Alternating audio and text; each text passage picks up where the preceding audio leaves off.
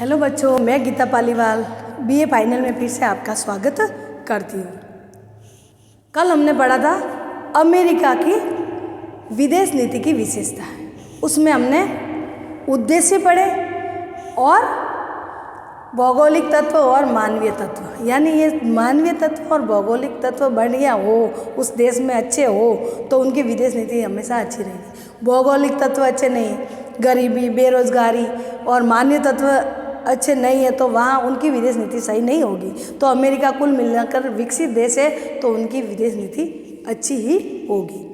कल हमने अमेरिका की विदेश नीति की विशेषता में 3 पॉइंट पढ़ चुके हैं। आज हम पढ़ेंगे आगे के पॉइंट। तो चौथा पॉइंट है मानवाधिकार का समर्थन, यानी अमेरिका मानव के नाते जो अधिकार दिए जाते हैं, मौलिक अधिकार तो हर देश में अपने अपने खुद के हिसाब से दिए जाते हैं, लेकिन मानव होने के नाते ये अधिकार उनको मिलना चाहिए। जैसे स्त्री और पुरुष में भेदभाव नहीं करना, प्राकृतिक उनके अधिकार है, जीवों को नहीं मारना, सबको मतलब ये मानवाधिकार के नाते सबको रोजगार मिलना, किसी का शोषण न हो, तो मानव होने के नाते सबको अधिकार मिलना चाहिए। तो अमेरिका के विदेश नीति में राजदूत, जो अमेरिका के दूसरे देशों में जो राजदूत है, राजदूत तो पता है आपको कि वो उस देश में रहता है। जैसे अमेरिका का राजदूत भारत में है तो वो उनके सारी व्यवस्था देखेगा कि वो अमेरिका के यहाँ लोग रह रहे हैं, उनके साथ कोई भेदभाव तो नहीं हो रहा है, तो वो सब लिखित रूप से वहाँ अमेरिका बातें पहुँचाएगा कि यहाँ क्या है और क्या नहीं है। तो इस प्रकार से अमेरिका ने विदेश नीति में राजदूतों को व्यक्तिगत अधिकार दिया गया कि मानवाधिकार का समर्थन करेगी। यानी किसी देश में अमेरिका का राजदूत यहाँ है तो भारत पर ये राजदूत निगरानी रखेगा कि सबको मानवाधिकार दिए कि नहीं दिए। मौलिक अधिकार तो दिए, लेकिन मानव होने के नाते वो सारे अधिकार देने चाहिए। तो विदेश नीति में उनकी ये मानवाधिकार का भी समर्थन किया गया है। 5वां है लोकतंत्र के नाम पर पड़ोसी देशों में हस्तक्षेप, यानी अमेरिका की विदेश नीति में ये भी बातें आई कि लोकतंत्र के नाते दूसरे देश जैसे आपस में कोई लड़ाई झगड़ा हो रहा है तो वो सैनिक कार्रवाई उस देश में कर लेता है, या आपस में कोई उनमें अंदर जैसे शासन व्यवस्था के बारे में कोई आंदोलन हो रहा है तो अमेरिका उस पर हस्तक्षेप करता है और उनका नाम ये कहकर उनको टालता है कि लोकतंत्र सही ढंग से नहीं चल रहा था, इसलिए उन्होंने हस्तक्षेप किया। तो 1965 में डोमिनिकन पर हमला किया उन्होंने, 1983 में ग्रेनेडा पर किया है और 1915 में हेती आदि पर सैनिक कार्रवाई की। क्योंकि लोकतंत्र का समर्थन किया, इसलिए लोकतंत्र उस देश में चलना चाहिए। उनकी अवहेलना करेगा तो अमेरिका उस पर सैनिक कार्रवाई करेगा। तो लोकतंत्र तो आपको पता ही है कि जनता का शासन, जनता की मांगें पूरी नहीं होगी तो आंदोलन होंगे। तो अमेरिका का ये मानना है कि लोकतंत्र का अगर आंदोलन हो जाए, लोकतंत्र जहाँ देश है वहाँ लोकतंत्र में आंदोलन हो जाए, लोकतंत्र के खिलाफ वहाँ शासन चले तो वहाँ वो हस्तक्षेप सैनिक कार्रवाई करता है और हस्तक्षेप करता है। ये भी उनकी विदेश नीति में आता है। 6वां पॉइंट है विकासशील देशों में दबाव बनाना। किस तरीके से? विकासशील, जो भारत जैसे पिछड़ा हुआ था अब हो गया विकासशील, तो उन पर दबाव बनाए रखना। क्या?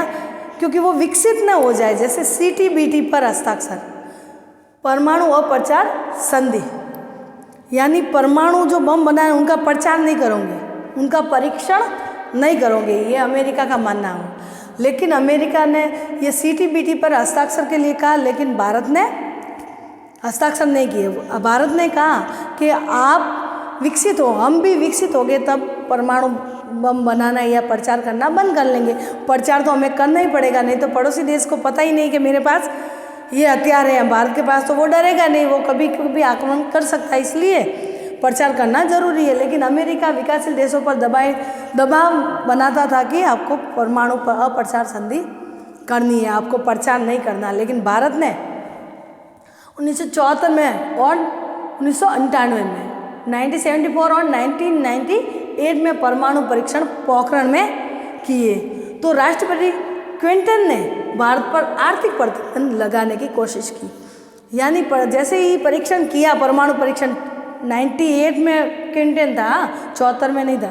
तो 98 में जैसे ही, ये तो हो चुका था पहले, 98 में जैसे ही परमाणु परीक्षण हुए तो बिल क्लिंटन राष्ट्रपति जो अमेरिका के, उन्होंने आर्थिक प्रतिबंध लगाना स्टार्ट कर दिया कि आपकी अर्थव्यवस्था, आपको ऋण नहीं दिया जाएगा, हर बातों के लिए दबाव बनाए रखा। लेकिन भारत और जो विकासशील देश थे वो डरे नहीं, वो सब एक हो गए और कह रहे कि हम भी जब विकसित होंगे तो ऑटोमेटिक हम निःशस्त्री का पालन करेंगे और परमाणु हथियार नहीं बनाएंगे। तो ये है कि ये भी उनकी नीति है कि कोई उसके खिलाफ कोई बोलता है, उनका कहना नहीं मानता है तो उनके ऊपर मन चाहे, क्या कहते हैं, मन चाहे उनके ऊपर दबाव बना रख सकता है। ठीक है। छठा है एशिया प्रशांत क्षेत्र में विशेष रुचि, क्योंकि उस समय जब ये नया नया शक्तिशाली हुआ, कौन, अमेरिका, 1991 में सोवियत संघ का विघटन हुआ, तब उनकी विदेश नीति में और भी जोर आया। तो उसमें यह है कि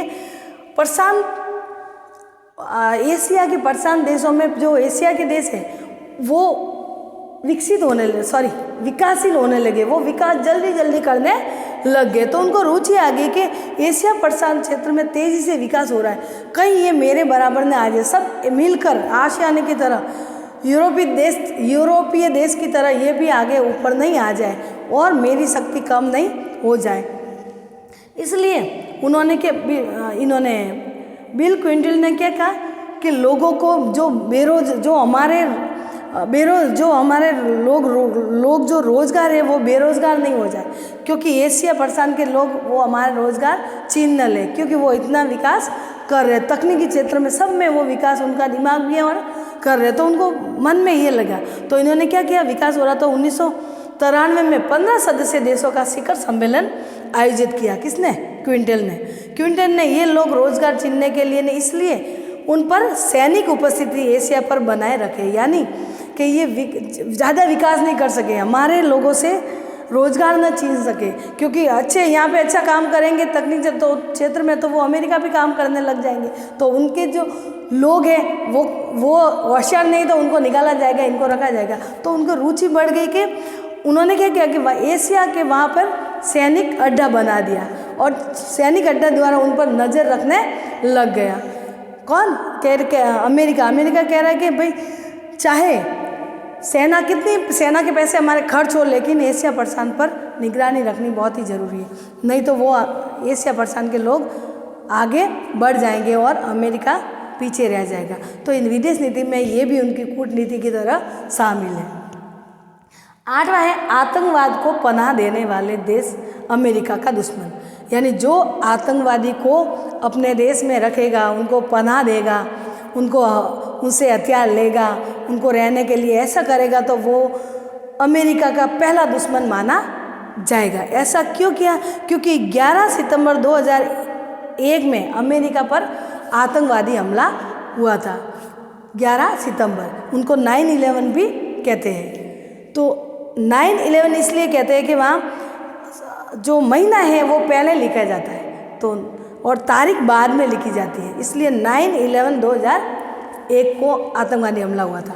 उसमें ओसामा बिन लादेन जो पाकिस्तान में छुपा हुआ था, उन्होंने 11 साल कार्रवाई करके भारत की मदद करके आखिर में गुप्तचर व्यवस्था सैनिक कार्रवाई द्वारा उनको पाकिस्तान में भी ही मारा। तो ये है कि उनके एक हमला हुआ जो इतना वो हो गया। दूसरी जगह तो देशों में आतंकवादी हमले होते रहते, लेकिन विकसित देश और पावरफुल होने के नाते उनको ये कह दिया कि जो पनाह देगा आतंकवाद को वो अमेरिका का सबसे बड़ा दुश्मन होगा। और 11 सितंबर 2001 में अमेरिका पर आतंकवादी हमला हुआ और इसके कारण वो हमेशा आतंकवाद का उन्मूलन करने लग गए। लास्ट 9वां पॉइंट है आश्रित एवं उपग्रही राज्यों की स्थापना की नीति, यानी आश्रित, जो दूसरों के भरोसे आश्रित रहते हैं, छोटे देश है उनके आश्रित रहते हैं। जैसे बड़ा देश हमारा भारत है, तो पड़ोसी देश जो भूटान वगैरह, नेपाल, ये जो होते हैं कि बड़े देशों के आश्रित हो, उनके पास कुछ नहीं, क्योंकि पहाड़ी एरिया वगैरह है तो वो विकास नहीं कर सकते। तो वो जैसे आश्रित ऐसे देश है, तो क्या करता है अमेरिका, उनकी उपग्रह राज्यों की स्थापना करता। कैसे स्थापना करता है, जैसे एक देश में ही कोई है, जैसे भारत और पाकिस्तान दोनों पहले एक ही थे, फिर बाद में उनको ये स्थापना करता कि पाकिस्तान को अलग करना, उदाहरण के लिए हाँ, पाकिस्तान को अलग रखा जाए और भारत को अलग किया जाए। फिर बाद में दोनों से वो मित्रता करता, उनकी ये नीति थी, कूटनीति। तो यही है कि अफगानिस्तान और इराक ये पहले आपस में युद्ध करते थे और अलग हुए। अलग होने के बाद पे फिर वापस अमेरिका क्या करता कि दोनों से दोस्ती कर दी। अलग करवाने में उनका ही है, जैसे मैंने अभी कहा, भारत और पाकिस्तान को अलग अलग हुए, हम आपस में लड़ रहे, तो वो तीसरा लाभ उठाएगा, वो उनका स्थापना करेंगे, नहीं आपको अलग होना चाहिए, ये भारत के साथ मत रहो। तो दोनों अलग हुए, फिर पाकिस्तान से अलग वो मित्रता करेगा और भारत से अलग से मित्रता करता। तो उनकी कूटनीति वही है। अफगानिस्तान और इराक दोनों युद्ध कर रहे थे और ये आपस में उनको सांत्वना की। अब उनने ये लड़ते रहे बाद में, लेकिन इनसे भी दोस्ती की और अफगानिस्तान से भी की और इराक से भी की, ताकि वो दोनों से निर्यात कर सकते हैं। आयात और निर्यात करेगा, उनके इतने माल खपाना पड़ेगा, तो छोटे देश को निर्यात करने के लिए वो ऐसी कूटनीति भी करता है। तो कहने का मतलब अमेरिका की विदेश नीति की विशेषता में 9 पॉइंट है। ठीक है बच्चों, ये ऐसे आपको वर्णन करना है।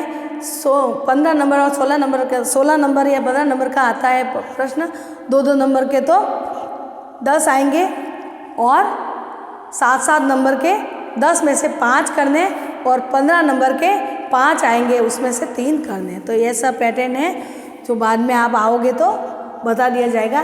तो अमेरिका की विदेश नीति की विशेषता ये बताई गई है।